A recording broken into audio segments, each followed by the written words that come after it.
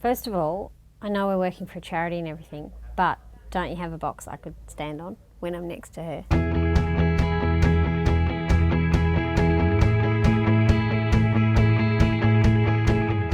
So what they're doing in London is, according to Monique, was doing these vintage clothing buses. And I just went, oh my God, that would be the greatest idea ever. We just thought what a good dream that would be to have. Wouldn't that be great? Wouldn't that be the coolest thing ever? And then when I finished on radio and I had more time and Monique had finished, I just thought, you know what, I'm bloody well going to do that actually. I thought, well, I need some charities.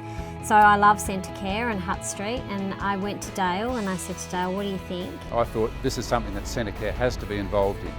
It's too good an opportunity to be recommending somebody else. And I said, so who should I approach with it then? And he went, actually me.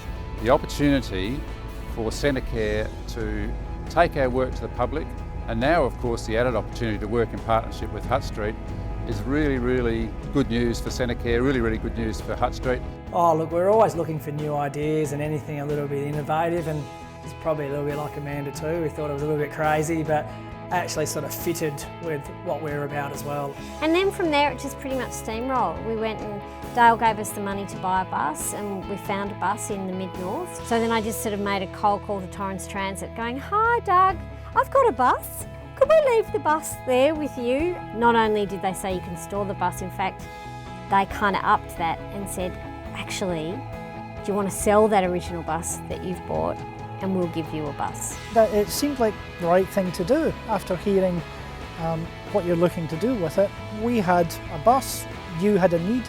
We decided it was a good idea. Everyone wants to help because everyone can see the merit in a project like this, and I think because it's so much fun. It hasn't been done before, no one's done it. You know, this is the first time, it's exciting.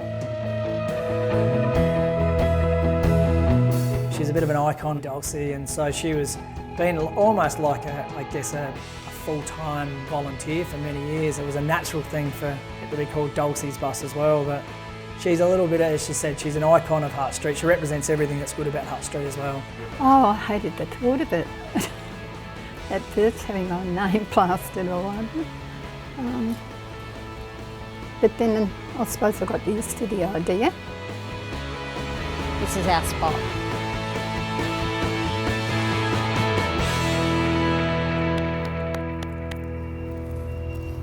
Well, we don't know how much stock we're going to go through. We've got no idea. We just raided the actual op shop at Hutt Street Centre, and then I happened upon an amazing garage sale in Normanville just after Christmas, where a lovely woman called Gerda, who was 87, had passed away in July last year, and her family was selling her goods and her clothes. I think I bought 260 items of clothes. This lady's collection was amazing. I was in an op shop the other day purchasing something, and I was actually telling the ladies in the op shop what I was doing. And she came back, Betty, with these amazing dresses, and she said to me, I've had these in my wardrobe since the 70s and 80s, and she said they were very expensive at the time. She said, I've just been waiting for the right thing to give them to. We've had another friend of ours, Alyssa, who's donated some of her clothes that were her grandmother's because she won't wear them. So their most beautiful clothing is coming in. The lovely Tabitha bought things from, I think she's got remarkable tastes. She decides that she doesn't want to be in her business anymore. She sold us her entire clothing collection.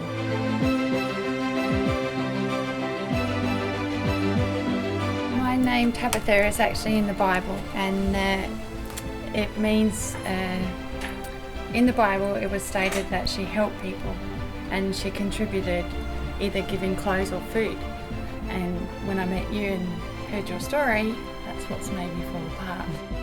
The gentleman that I met 3 years ago, his name's Thomas, and he was, the first day was like a 35-degree day, and he had 4 leather jackets on, and he told me he lived in the Parklands, and he'd go to Hutt Street to get fed. And so when you saw that article this morning, after everything that we discussed, what happened? I fell apart. I just started crying, and then I thought, I'm going to rip this shop apart and pack up and put it aside. So you've put me really in a good place. It's breathtaking. It's breathtaking, and it secures the future of Dulcie long term. We don't have to rely on just donations through the op shop. and she's really happy that it's going to us, and she feels really good about what she's done, and so she should. She's been extraordinarily generous. It's a great thing to be involved with, and I don't know about you, but it makes my heart sing. This project has brought the best out of people. It sounds soppy, but it really has shown the best parts of us. This project just gives me so much faith in people.